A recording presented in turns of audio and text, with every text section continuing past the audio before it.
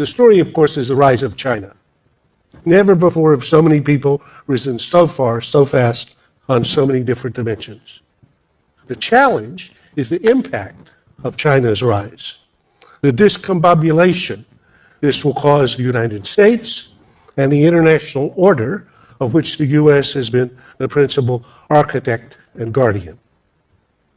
The past 100 years have been what historians now call an American century. Americans have become accustomed to their place at the top of every pecking order. So the very idea of another country that could be as big and strong as the U.S. or bigger strikes many Americans as an assault on who they are. 40 years ago, 1978, China sets out on its march to the market. At that point, what percentage of China's 1 billion citizens were struggling to survive on less than $2 a day? 90. 9 out of every 10 on less than $2 a day. 2018, 40 years later, fewer than 1 in 100 today. And China's president has promised that within the next 3 years, those last tens of millions will have been raised up above that threshold. So it's a miracle, actually, in our lifetime. Hard to believe. A nation that didn't even appear on any of the international league tables 25 years ago has soared. The rival and in some areas surpassed the United States. A seemingly unstoppable rising China, accelerating towards an apparently immovable ruling U.S., on course for what could be the grandest collision in history. To help us get our minds around this challenge, I'm going to introduce you to a great thinker.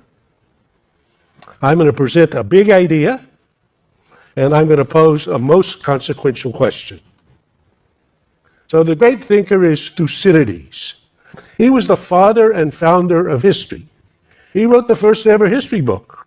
It's titled The History of the Peloponnesian War, about the war in Greece 2,500 years ago. Thucydides wrote famously, "It was the rise of Athens and the fear that this instilled in Sparta that made the war inevitable." So the rise of one, the reaction of the other, create a toxic cocktail of pride, arrogance, paranoia that drug them both to war. Which brings me to the big idea, Thucydides' trap. Thucydides' trap is a term I coined several years ago to make vivid Thucydides' insight. Thucydides' trap is the dangerous dynamic that occurs when a rising power threatens to displace a ruling power, like Athens, or Germany 100 years ago, or China today, and their impact on Sparta, or Great Britain 100 years ago, or the U.S. today. Once you get this idea, this concept of Thucydides' trap in your head, it'll provide a lens for helping you look through the news and noise of the day to understand what's actually going on. The most ambitious and most competent leader on the international stage today is China's President Xi Jinping. As he said when he became president 6 years ago, his goal is to make China great again. A banner he raised long before Donald Trump picked up a version of this. By 2025, China means to be the dominant power in the major market in 10 leading technologies, including driverless cars, robots, artificial intelligence, quantum computing. By 2035, China means to be the innovation leader across all the advanced technologies.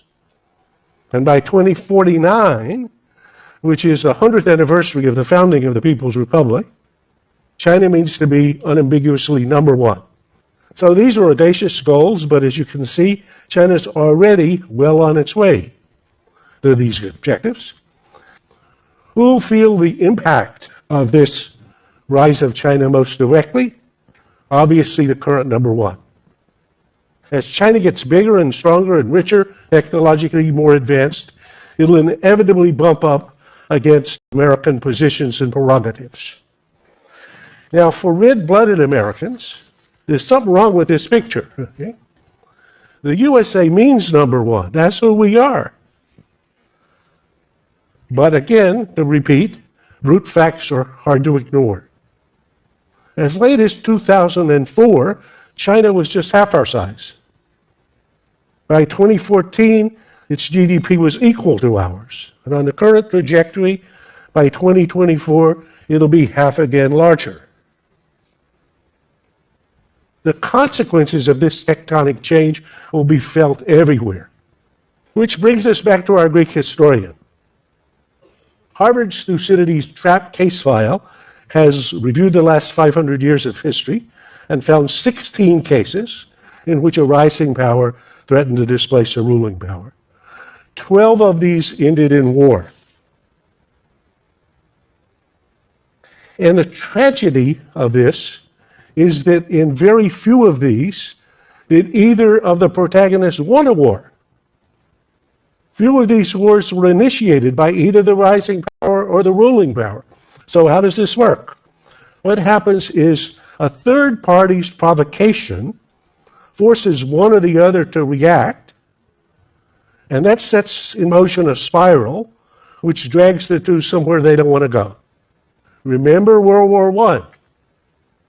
The provocation in that case was the assassination of a second-level figure, Archduke Franz Ferdinand, which then led the Austro-Hungarian emperor to issue an ultimatum to Serbia. They dragged in the various allies. Within 2 months, all of Europe was at war.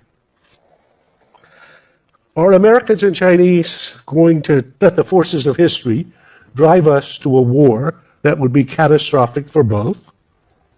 Or can we summon the imagination and courage to find a way to survive together? To share the leadership in the 21st century? Or the good news is that leaders are increasingly aware of this Thucydidean dynamic and the dangers that it poses. The bad news is that nobody has a feasible plan for escaping history as usual.